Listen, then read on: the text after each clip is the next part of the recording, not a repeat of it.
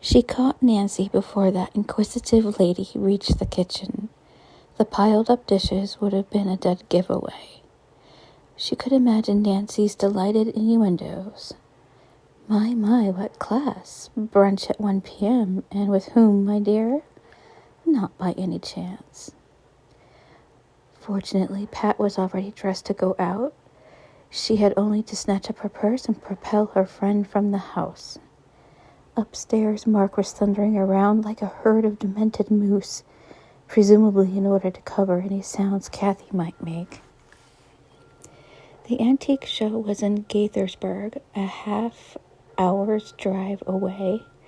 Fortunately, it was a good show, and Nancy, who collected everything from old silver to antique duck decoys, was sufficiently absorbed to leave Pat alone.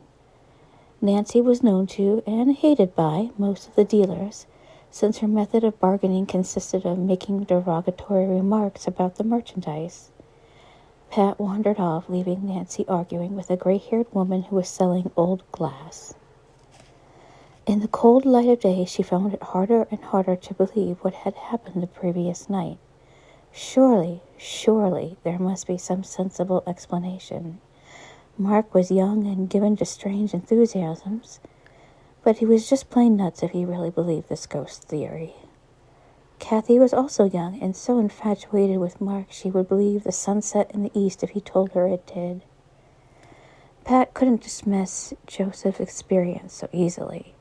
She tried, though, and as her eyes moved unseeingly over the displays of medicine bottles, postcards, Victorian chamber sets, and other dubious treasures, she finally came up with a hypothesis. Not a wholly satisfactory hypothesis, but one that was easier to accept than Mark's ghost.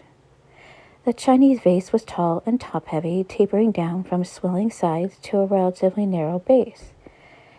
If Joseph, running to his daughter's aid, had tripped and started to fall, his outflung arm or even the vibration of his footsteps might have toppled the vase. In his overwrought state, he might fancy the object had moved of its own accord. The whole thing was self-hypnotism. Autosuggestion. And that same convenient diagnosis would explain her own sensations as she stood in horrified suspense under Kathy's window. Pat grimaced. The theory was unconvincing, even to her. It was hard for her to dismiss her sensations of loathing as sheer imagination. There was another explanation. Pat let it emerge into her conscious mind from the depths where it had been simmering and looked at it dispassionately. Joseph Fredericks had engineered the whole thing. He had, in fact, attacked his daughter on the first occasion and had stage-managed a second, supernatural attack in order to conceal his guilt. No, Pat said out loud. She shook her head violently. I'll make it 900, said the dealer, who had been showing her a pie crust table in the fond belief that her fixed stare indicated interest. What? Pat started and blushed as she realized she had been talking to herself. Oh, no thank you, I'm sorry. She turned into the next aisle. Nancy was nowhere in sight, but Pat fancied she heard the familiar tones raised in hoarse triumph somewhere in the distance. The next booth featured old books. One of the titles caught Pat's eye, and she stopped to examine the volume.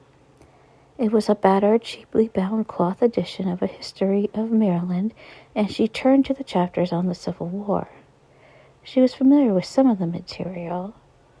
Jerry had talked about it, but the story proved unexpectedly interesting in the light of Mark's comments, and she was deeply absorbed when the dealer's voice cut into her reading. Let you have it cheap, lady. A bargain. First edition, rare book. He was a sharp-faced man with graying brown hair and tobacco stains on his teeth.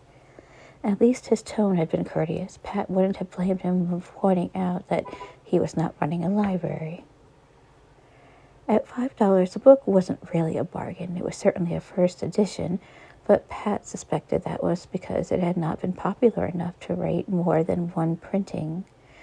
Nancy would have offered $3 and probably would have gotten the book for that price. Pat paid 5. Do you have anything else on local history? She asked. The dealer shook his head. Not my field. Try Blake. Is he here? Not him. He's got a shop in Newmarket. He's an independent old cuss. Won't do shows. But he's the man for Maryland history, if that's your bag. Pat thanked him and went to look for Nancy. She was suddenly anxious to get home.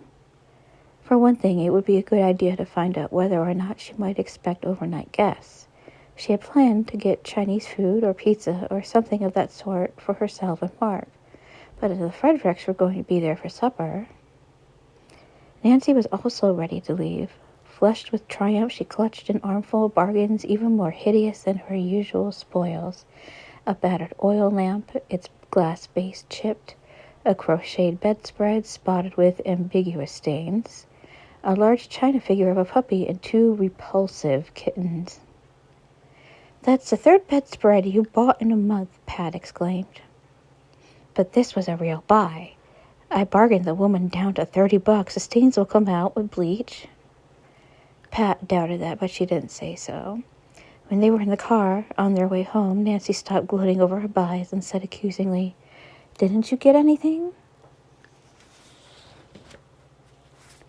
Just a book. Pat displayed it, admitting that she had paid $5 for it, and listened amiably while Nancy told her that she should have bargained over the price.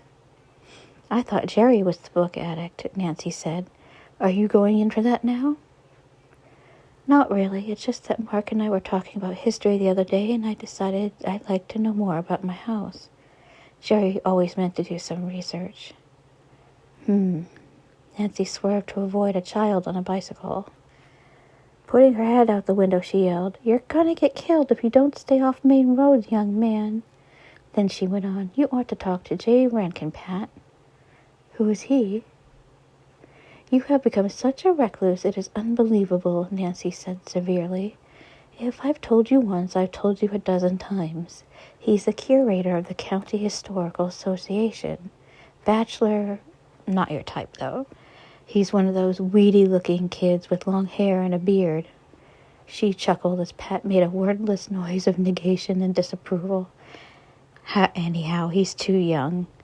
He and a couple of other boys moved into the Jenkins house at the end of the street last year. The Jenkinses wanted to rent to a couple, but they were in a hurry to get the house off their hands. And at least these young fellows have jobs. I mean, if you could see some of the communes, or whatever they call them, that have moved into some of the houses in the county. Pat smothered a grin as Nancy went on with her diatribe. Nancy's own 4 sons were as amiably disorganized, as frankly disinterested in work, as the type she was so vigorously castigating. At least the topic kept Nancy busy for the rest of the drive. She came to a crashing halt. Her driving was like her personality, vigorous and decisive, in front of Pat's house, and asked, Do you want Jay's number? I expect he's in the book. Pat opened the car door. Thanks, Nancy. I enjoyed it. There's a show in Columbia next week. I'll see, if I'm not busy. Nancy did not reply. She was staring out the window at the house next door. Through a gap in the hedge, Pat saw what had caught Nancy's attention, a bright golden head in a flutter of pink. She's out, Nancy announced, leaning out the window in order to see better. Hey, somebody's with her. A boy as I live and breathe. I wonder who. Mark was wearing the same horrible jeans and dirty t-shirt all the local boys wore, but there was no hiding his gangling height. Nancy knew his appearance almost as well as she knew that of her own sons. She turned a bright, speculative gaze on Pat and let her lips curl in an expression her neighbor knew only too well. How long has that been going on? I can't see that much is going on, Pat said. It's late, Nancy. I'll call you. Wait till I tell Ron, Nancy said. Ron was her oldest son, Mark's buddy and rival. He's been trying to date that girl for weeks. Of course, Mark has the advantage of proximity. Pat finally made good her escape. Peeking through the curtains of the Gothic bay, she saw that Nancy's car remained parked in front of her house for 10 more minutes. But the young people had disappeared, and finally Nancy gave up and drove away with the usual squeal of tires. A few moments later, Pat heard the kitchen door open and went to investigate. She found Mark foraging in the refrigerator. Kathy, slim as a pencil in her faded jeans and pink shirt, her fair hair windblown, leaned against the stove. "Hi," she said blithely. "I hope you don't mind, Mrs. Robbins. Mark offered me a Coke."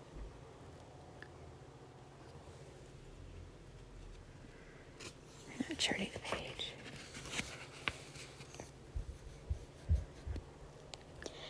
"Nancy saw you," Pat said. "What were you two doing next door?" Mark filled 2 glasses, spilling liquid all over the counter, spraying fragments of ice hither and yon. "You want one, Mom?" "I'll have coffee," Pat said, turning on the burner under the kettle. "Mark, why were you and Kathy over there?" "What difference does it make?" Mark asked. "Well, none, I guess. I just don't want Nancy to know Kathy is sleeping here." "Naturally." Mark rolled his eyes and flung a muscular, oil-stained arm aloft in a theatrical gesture. "She'll never learn the truth from me." Kathy giggled appreciatively. She had a pretty laugh, light and bubbly as champagne. One of the sweeter, cheaper California varieties, Pat thought sourly. She had spent the entire afternoon worrying while these two tiptoed through the tulips. "Where is your father?" she asked. "Working, but," Kathy added gaily, "he's going to take us out to dinner tonight." "I don't think that is a good idea," Pat said. "Why not?" "We still have some decisions to make, Kathy. I think we could talk more freely here. I'll cook something." "I'll call Dad then. It's time he stopped working anyhow." As she went toward the phone, she added, "I'll just write our number in your little book, Mrs. Robbins.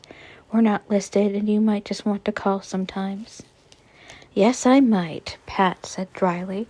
"If your father insists on going out, let me talk to him, please." Apparently, Joseph was not in an intransigent mood.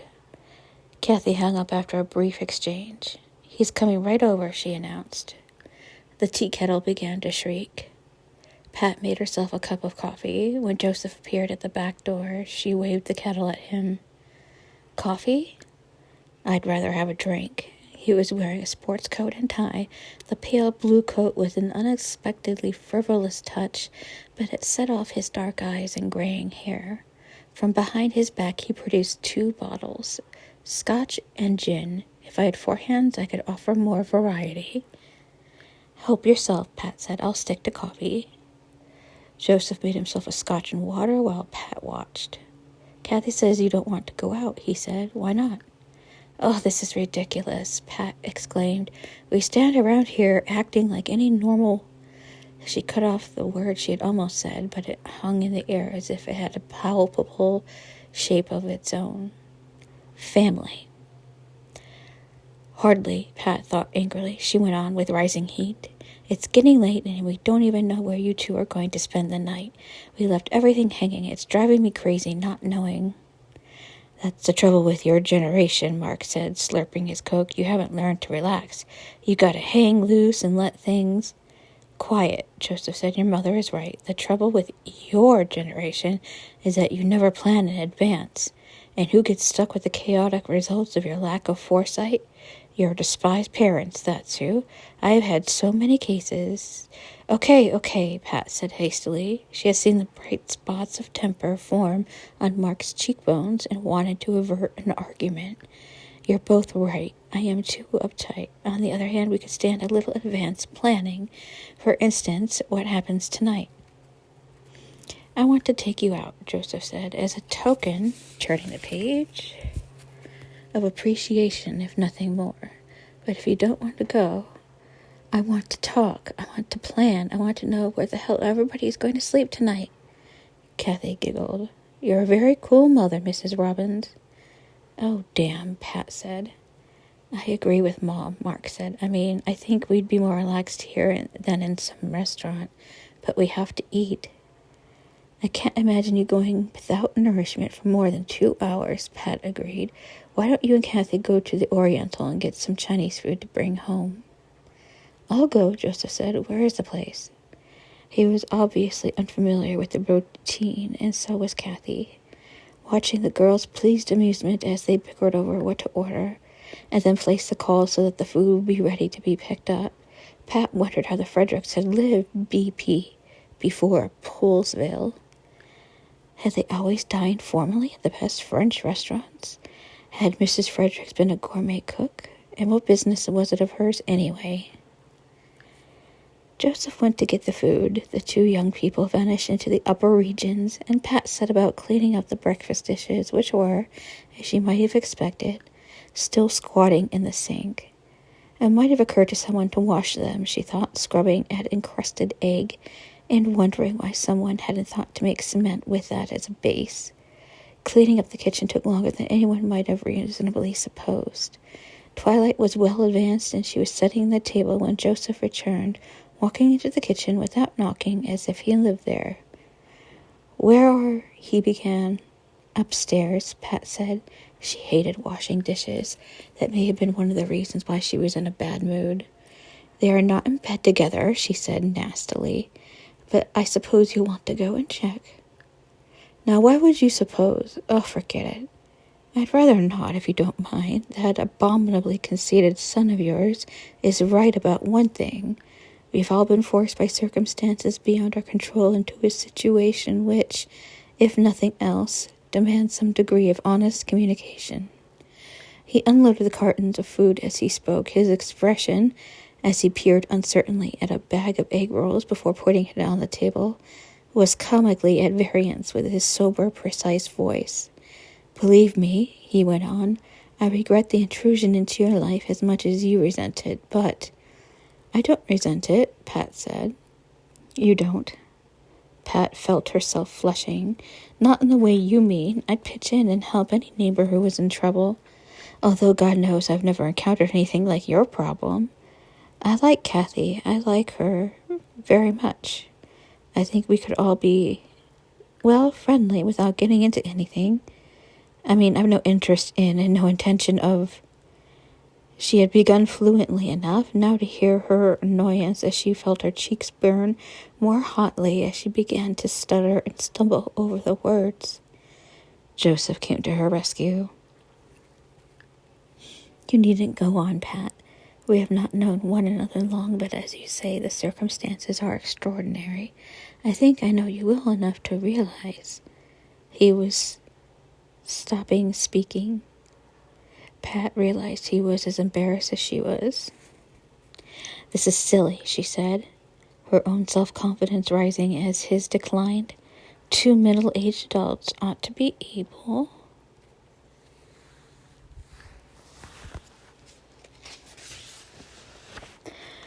to talk to one another without blushing or stammering.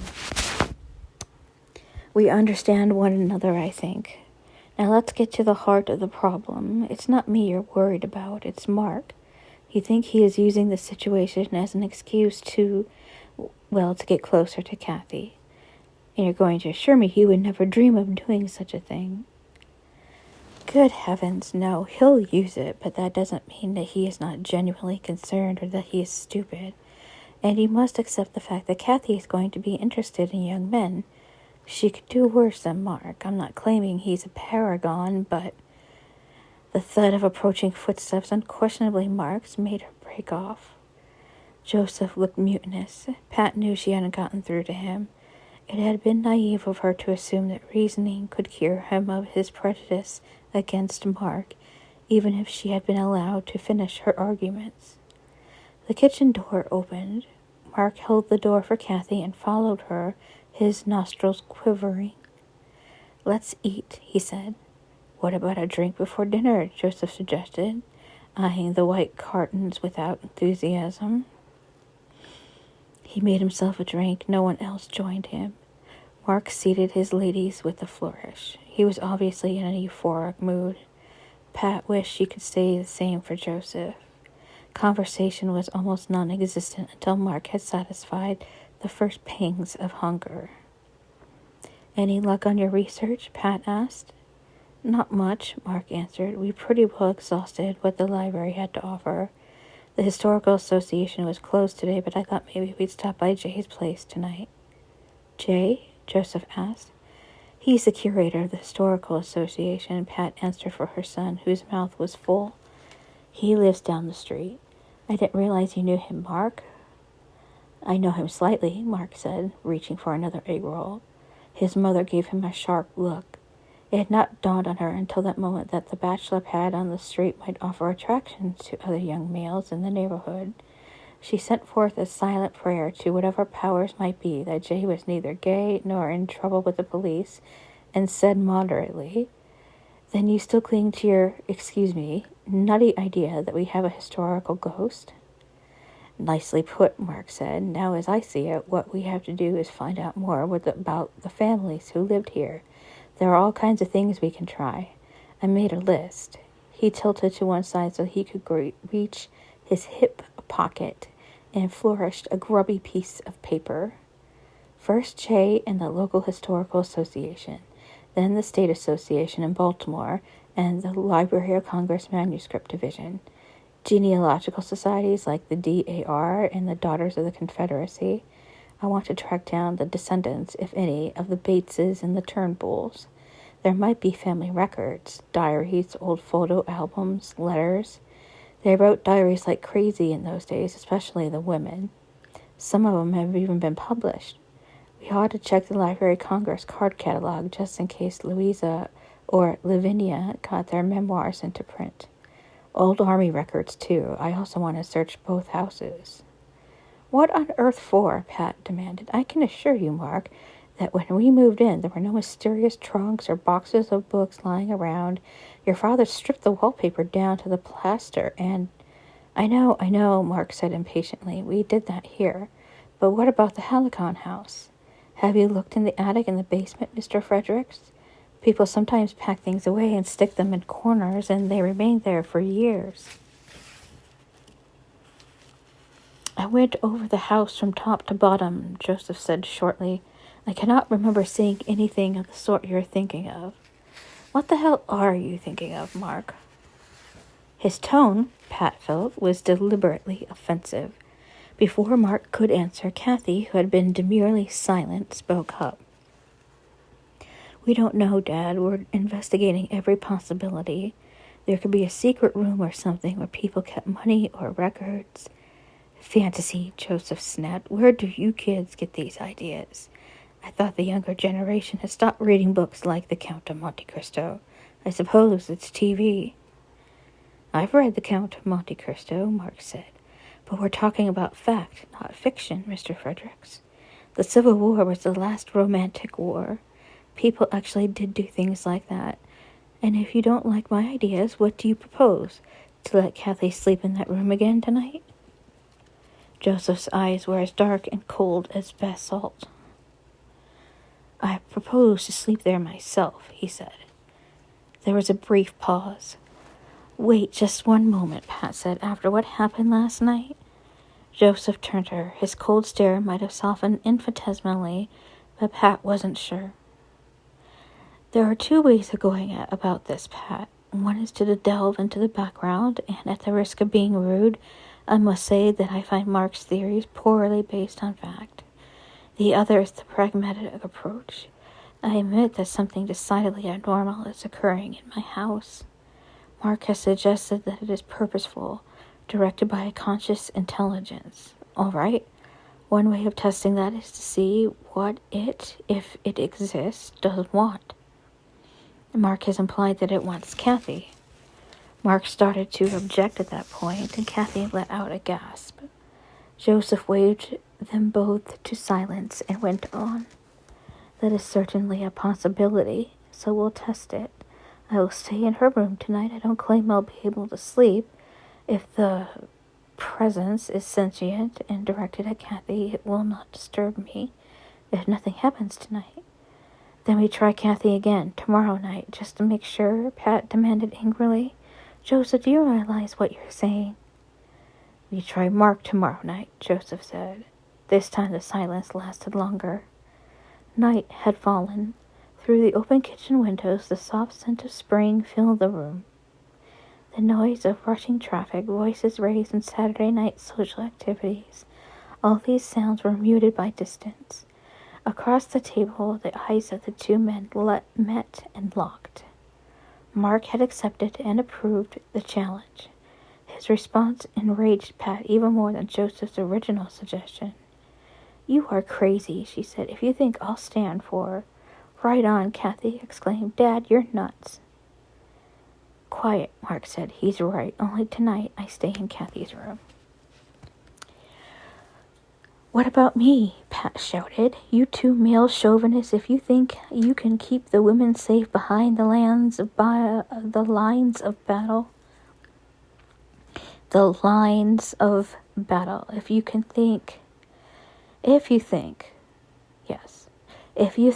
you can keep the women safe behind the lines of battle."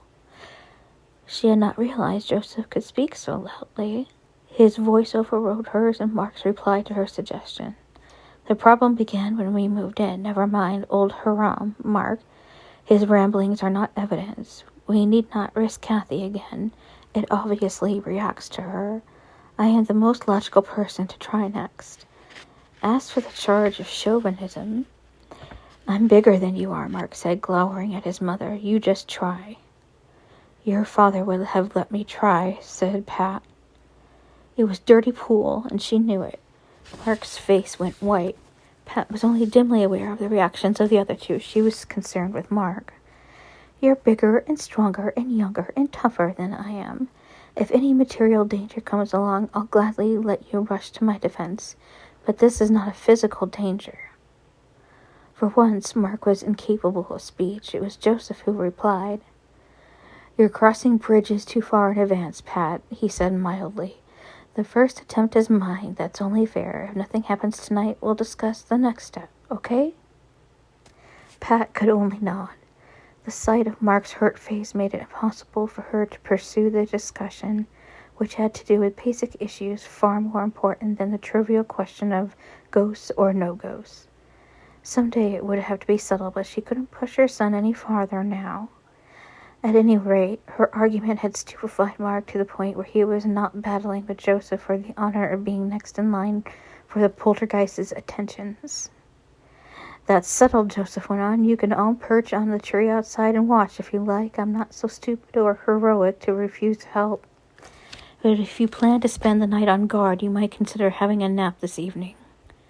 Mark, recovering, shook his head. "I'll be perching in the tree, Mr. Fredericks, don't worry. But I want to talk to Jay tonight." "You aren't going to tell him what happened, are you?" "Out of the question," Joseph said. "Why?" Mark demanded. "We'll get more help from him if he knows all about it." "Oh, Mark, no. We can't have this spread all over the neighborhood. Especially," Joseph added, "if I have to sell the house. It would certainly make an adverse effect on the price." "What?" Mark stared at him. "Surely you must realize that is the final solution. If nothing else works and the manifestations continue, I have no alternative." Obviously, the alternative had not occurred to Mark or to Kathy. Her blue eyes opened wide in distress and then turned to Mark. Their glances met, touching as palpably as a hand clasp, reflecting the same consternation. Joseph was aware of the intensity of their speechless communication. His lips pinched together. "I'll sell the damn place," he repeated. "It may be the only way out of this." Pat knew he was right. She also knew he had failed to consider one consequence of this threat, for so it would be regarded by Kathy and Mark. Faced with such a challenge and such a loss, Mark would stop at nothing to find another solution.